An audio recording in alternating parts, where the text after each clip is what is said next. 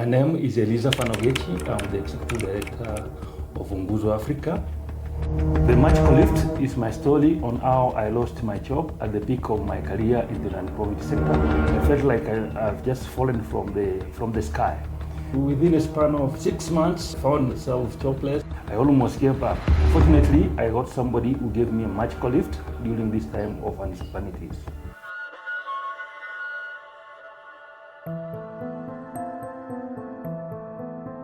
This story is for you who is in this sector and who faces uncertainty. I'm a development practitioner, a Pan-Africanist, and I've been in the social sector for almost 21 years, working in the front line of solving the challenges that affect our country and the region of Africa in general.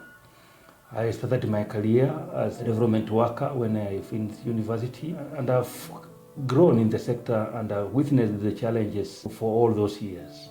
When I finished university, just like many other graduates, went to Nairobi to search for jobs, and I had a focus on working with the development sector because I was so much interested with the work they do, particularly on putting the governments accountable and also being at the front line of solving the social issues which are very challenging to our context here in Kenya and Africa in general.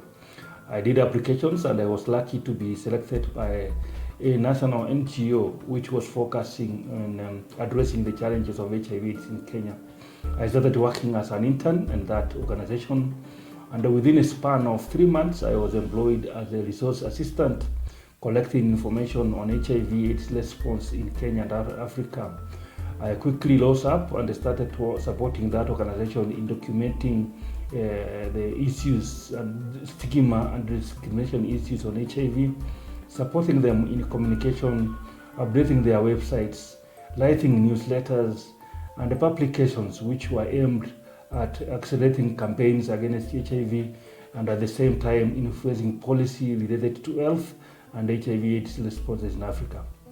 We made so much gains, and we saw reduction of HIV, reduction of stigma, and the government invested in addressing the pandemic by developing the policy which made it possible for constituencies to establish committees to respond to HIV/AIDS. We call them constituency AIDS committees, and those committees were given funds to respond to the pandemic. And the progress we have seen in that sector, particularly on accelerating vaccine development, working with the Gavi and other vaccine development organizations, is still on. We also campaign for availability of ARVs and ALT services for people living with HIV, and we can see some progress in that sector.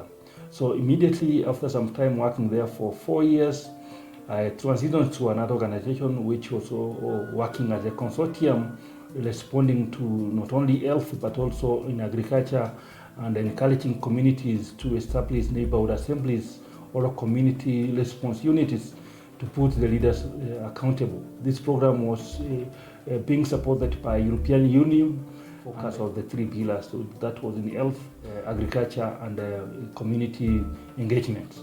We did gain. We also made a lot of gain in that particular program. We were able to mobilize communities to demand for good governance, to demand for effective delivery of the enactment of the new constitution, where I was among the lead teams who were campaigning for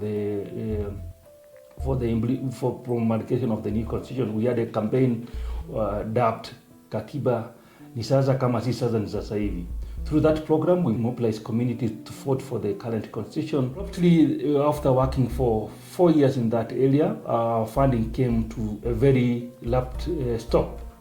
So that's where my challenges began in the sector, and we were left jobless because the lead partner who we were working with said that Kenya was moving to a middle state income country, and they were transitioning from Kenya to underneath countries in Africa and in other areas. So we were left jobless, and we requested for extension. They said no. We requested for support in another way. They said they did not have any support. Personally, I felt that I was up in the skies and my fake wings were just melting. So within a span of 6 months, I found myself jobless, and when you are being paid properly by a foreign funder like EU, you feel good, and the family got so much affected by these changes. And staying in Nairobi without proper jobs was a major challenge for me. So I had to make some quick adjustments. I relocated from Nairobi to a smaller town here in Narok. And I started my life again, because now the NGO sector, which was paying me, had gone.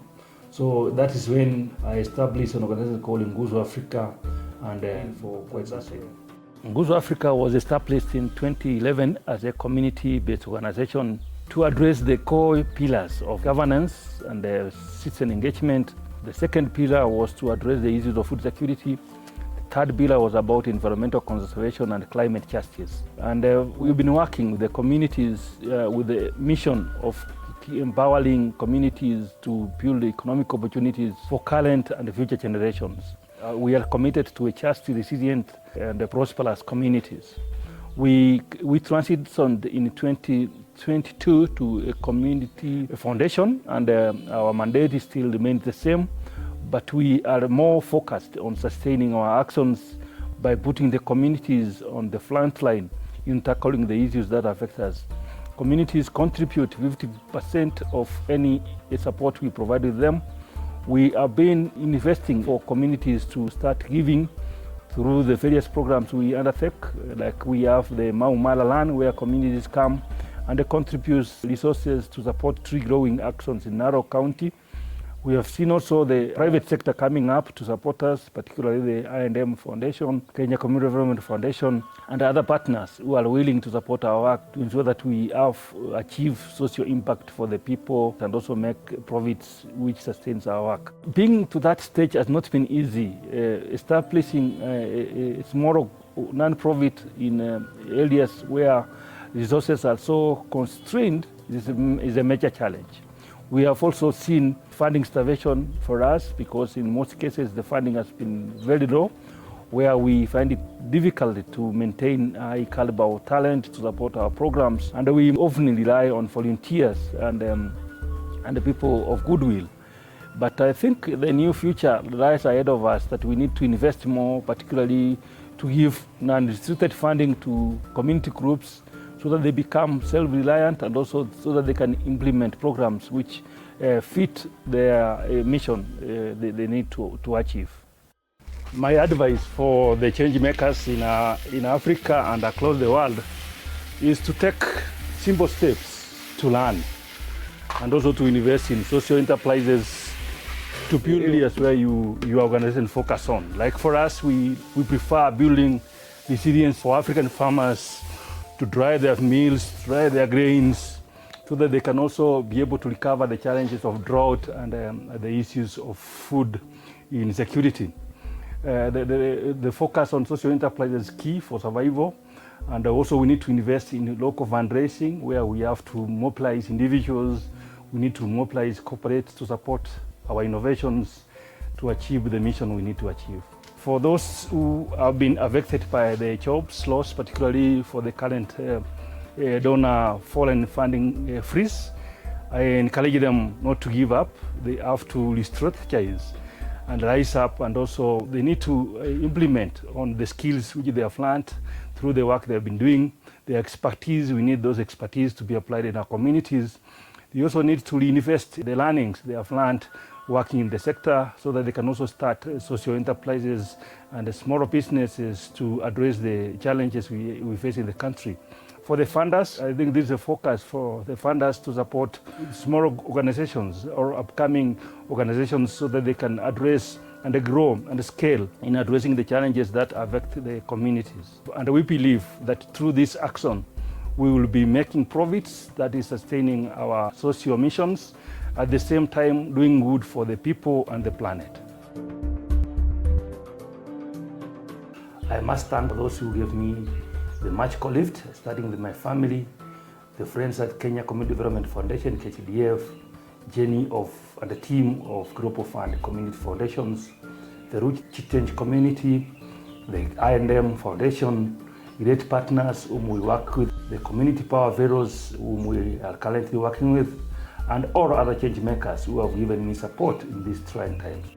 Finally, as an organization, we also have worked to build our systems so that we become responsive to the needs of the community.